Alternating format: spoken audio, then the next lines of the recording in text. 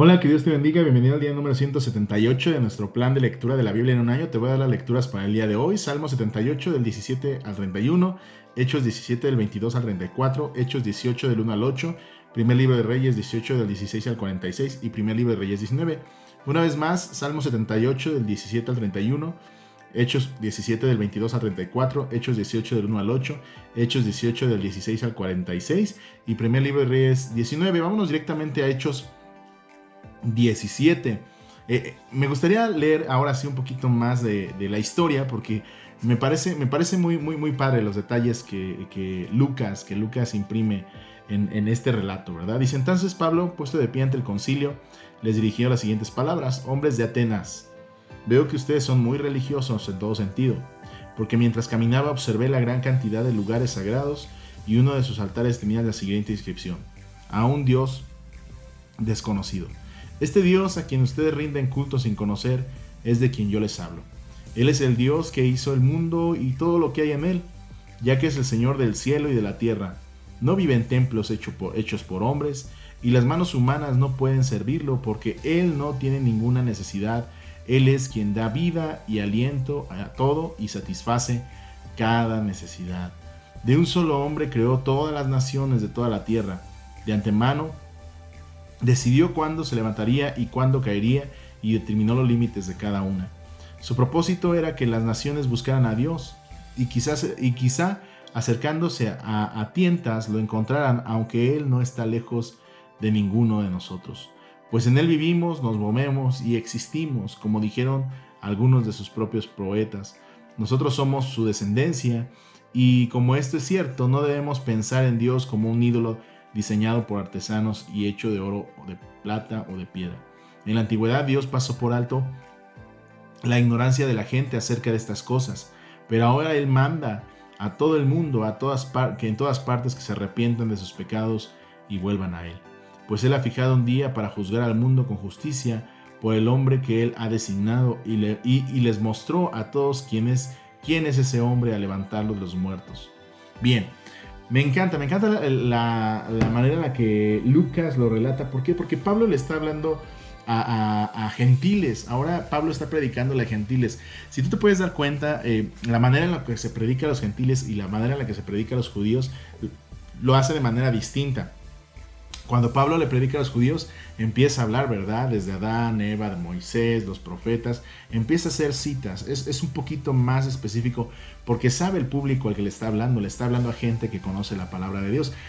Pero en este caso le está hablando a gente que probablemente en su vida ha abierto bueno, en aquel entonces no existía la Biblia, ¿verdad? Pero que probablemente nunca ha escuchado la palabra de Dios, no tenían la oportunidad de abrir los rollos o de escuchar los rollos en los que se escribía la palabra de Dios, ¿verdad? Que tenemos hoy en la Biblia. Entonces lo que hace Pablo es hablarles en sus propios términos.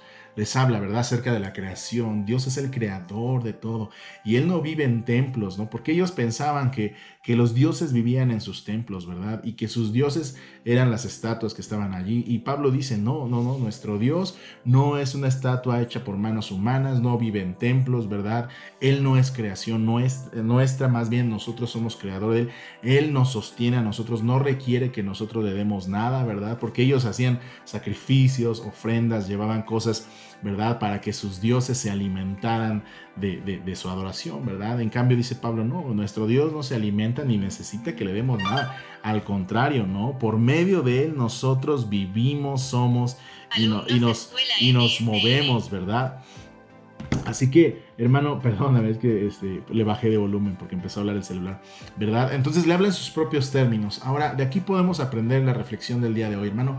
Hablemos en sus propios términos, en los propios términos de las personas que nos rodean, a la gente, ¿verdad?, que nosotros cada día frecuentamos. A veces queremos ser muy bíblicos, ¿verdad? No, es que mira, la palabra de Dios dice. Yo he escuchado gente, o he visto gente que quiere evangelizar a otras personas y dice: no, mira, aquí en Romanos dice esto, ¿no? Cúbrete con la sangre de Cristo. Y a veces la gente ni siquiera sabe qué qué es la sangre de Cristo. A veces la gente ni siquiera sabe, ¿verdad?, de la palabra de Dios. Nosotros damos por sentado que otra gente conoce, pero la realidad es que no es así, amigos. Entonces, ¿cómo podemos acercarnos a ellos en sus propios términos? En sus propios términos. Que Dios nos dé sabiduría. Pablo ve una oportunidad para predicarles, ¿verdad? Los griegos eran tan religiosos que tenían un altar para cada dios que ellos tenían, e inclusive levantaron uno que se llamaba, ¿verdad?, al Dios no conocido, por si se les pasaba algún Dios que ellos desconocieron. Y ahí Pablo ve una oportunidad y les comparte la palabra de Dios. Así que, hermano, aprovechemos las oportunidades que el Señor nos está dando,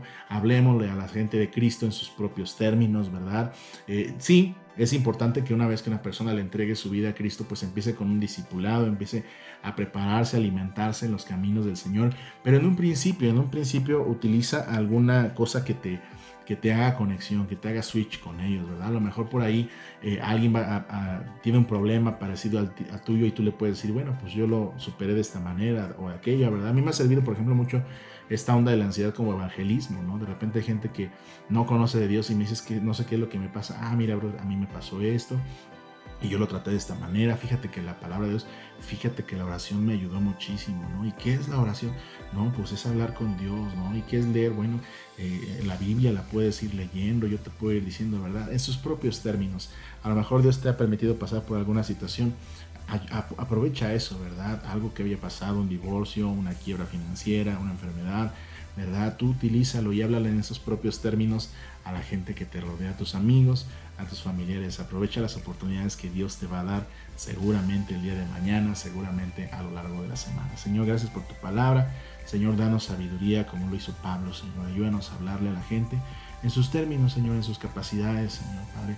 Ayúdanos, Señor Padre. No queremos, Señor, ser fanfarrones, no queremos, Señor Padre, hablar, ¿verdad?, ser habladores, sino que simplemente nosotros podamos testificar de lo que hiciste en nuestra vida, que la gente pueda tomar una decisión personal, Señor Padre, como nosotros la hemos hecho.